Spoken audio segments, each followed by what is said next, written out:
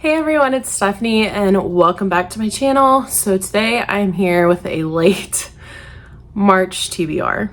March has been crazy, but what else is new? So let's just jump in. The first book for March, which I've actually already finished because it was for a live show at the beginning of March, and I think I read 60% of this the first few days of March.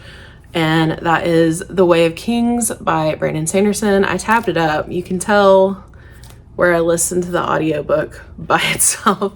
This will be my first reread of the Stormlight Archive for the Great Cosmere Long that is being hosted by Rogers Reads and Jesse from The Bookish Mom, Angela from Literature Science Alliance, and myself are co-hosts. And it's a really good time. So this one was on my channel, so I'll link the live show down below. It was actually really good. We had a lot of really great comments from the people watching and some good discussions. So this was such a good reread. Next, I read most of this in February, but I finished it in March, and that is Daniel Deronda by George Eliot. This is my first time reading this.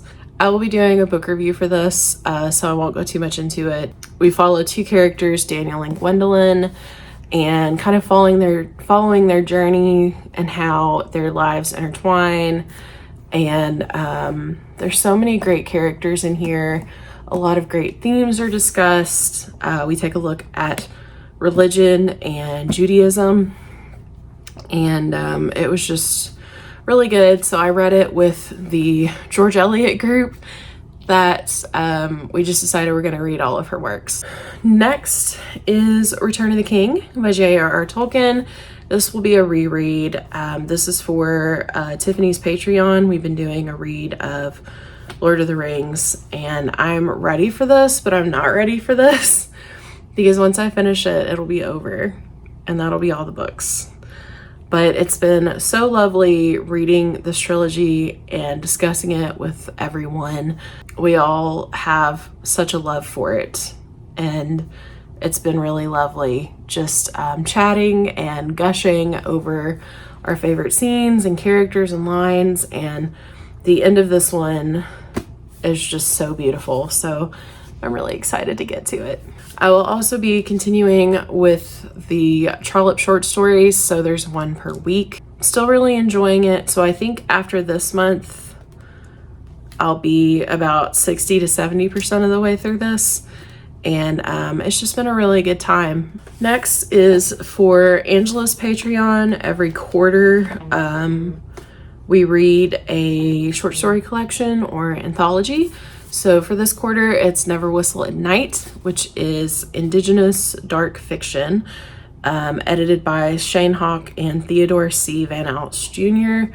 Started this in February, and I've continued throughout March. So far, this is fantastic.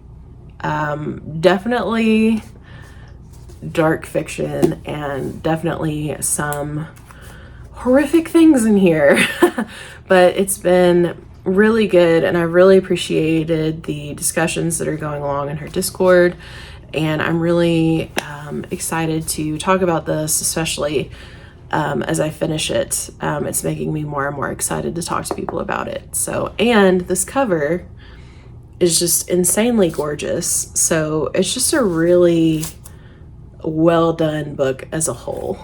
Next, I'm going to start this but probably not finish it in March, but that is Dr. Thorne by Anthony Trollope. This is book 3 in the Barchester series. This is going to be a buddy read with Penny and Tiffany from Beautiful Minutia, and I am so excited for this. I liked The Warden, I liked Barchester Towers, but everybody raves about this book. So I'm very excited to get into it, and I've heard the romance in here is really good. I'm so ready for this one.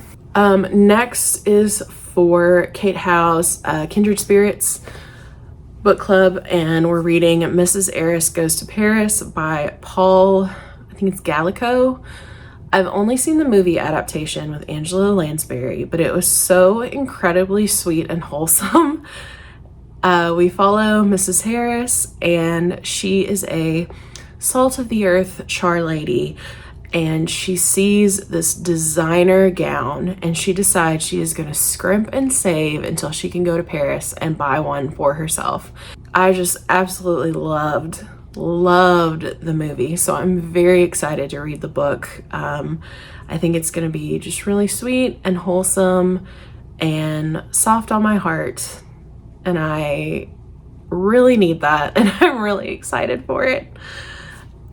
Next is also for Angela's Patreon. We're doing a series read along, and that is the Terra Ignota Quartet by Ada Palmer. And the first one is To Like the Lightning. This actually just came in today. I read the first few chapters last week. Absolutely loved the writing and the world, and so I decided to buy the book because I knew I'd want a copy. I don't even really know how to describe it because I don't want to spoil anything, but I can definitely see that this wouldn't be for everyone, but the writing style and the literary and philosophical cultural references in here, because it's set in like 2400s future, just really, really good. So if it continues on this trajectory, this is going to be a new favorite series for sure. So I'm very excited to continue on with it. I would also like to at least start my reread of Royal Assassin by Robin Hobb. I read Assassin's Apprentice in February, and I was just missing the Realm of the Elderlings so much, so I decided to start it over. Really good decision. So I'm eagerly looking forward to that. And worst case scenario, if I can't get to it, it'll be something to look forward to in April. Next is Scenes and Characters, or 18 Months at Beechcroft by Charlotte Mary Young. So I'm reading this with the same group that read Pillars of the House last September and October. I am dreadfully behind everyone else as per usual, but I'm really enjoying it. Her writing is lovely. She does a really great job of creating these characters that you just fall in love with and root for. So I think it's going to be really good. Next is for Victoria's Patreon, and that is Shark Teeth. It's for middle grade March, and I really know nothing about it, and I'm going to keep it that way, but it looks really good. Shark is a buzzword, so I am very excited to get to that one and discuss it with everyone. I also need to continue with Clarissa, which I started in January. Reading Clarissa was my punishment for losing the blindfold book cover challenge that I did last year with my best friend Shane and his girlfriend Giselle. Started it at the beginning of the year because it's an epistolary novel, and so I'm reading the letters on the corresponding dates, so it'll be throughout the year that I'm reading it. I'm already behind this month because it's just been a crazy month, but so far I'm really enjoying it. It really just jumped right into the action and the drama, and there's a character that I think is going to be a villain, but we're not quite sure yet, but we don't think we trust him yet, and it's just been a really good time. So that book is, I think, 1,700 pages. I think it's still the longest book in the English language, but yeah, really enjoying it. And one book that I really want to get to, but I don't know if I'll be able to fit it in. I need to at least start Words of Radiance, which is actually 100 pages longer than Way of Kings, but out of the 4 Stormlight books that are out so far, this one has been my favorite. The ending to this is just fantastic, but I'm really excited for this one. It'll be really good. So our live show for this, I think, is going to be end of April, early May. So I definitely have time, but I would like to at least start it and like savor it throughout the month of March and April. And finally, I don't know if I'll be able to get to it. I originally wanted to start it in March and then my plans got derailed. But I really would like to at least start Midnight Tides by Steven Erikson.